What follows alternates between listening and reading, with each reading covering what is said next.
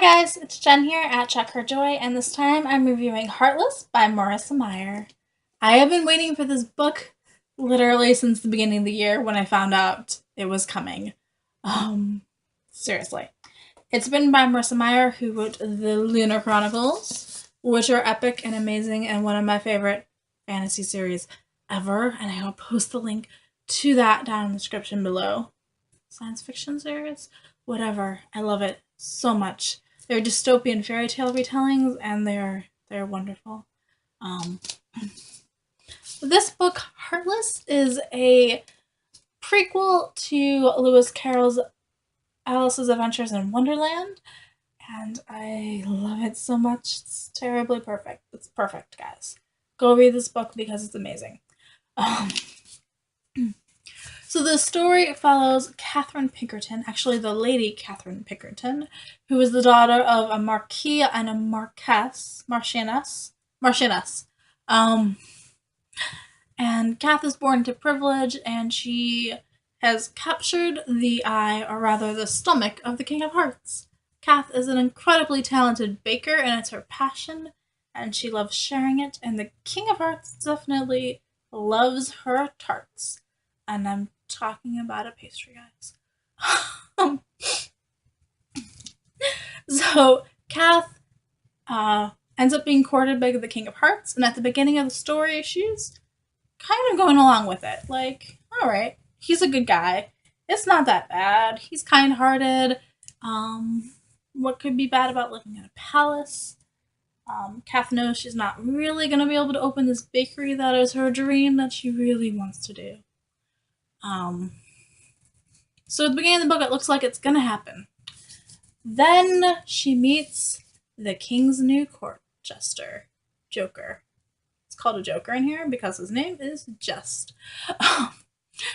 Jest is engaging, and he sees the world like Kath does, like sees through all the ridiculousness that's going on in Wonderland, and they hit it off right away. Kath totally kind of falls for him at first sight.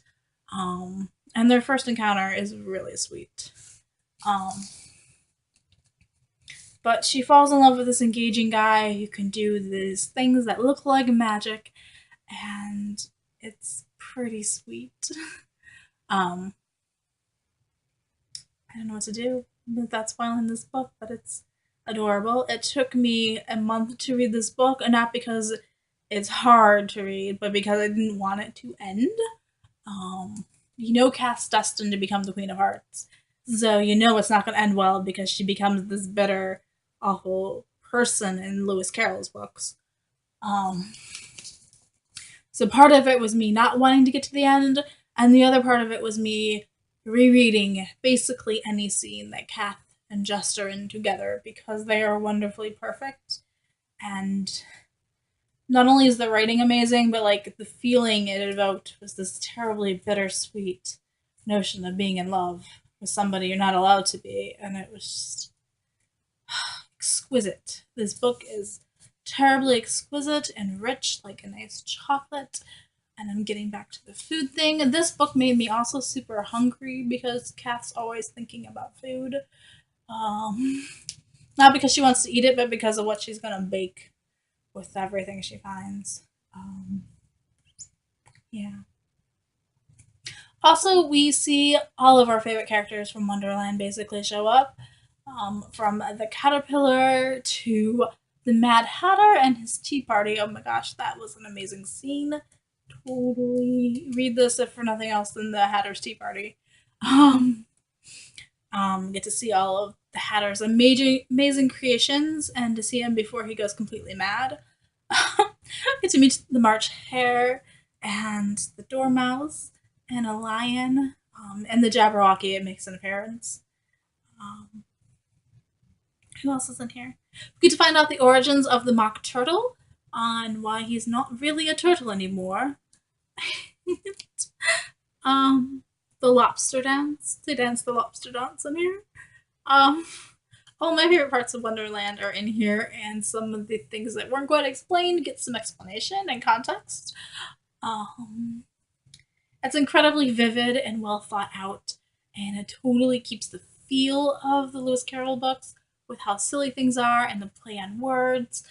We get an explanation of the why is a raven like a writing desk riddle.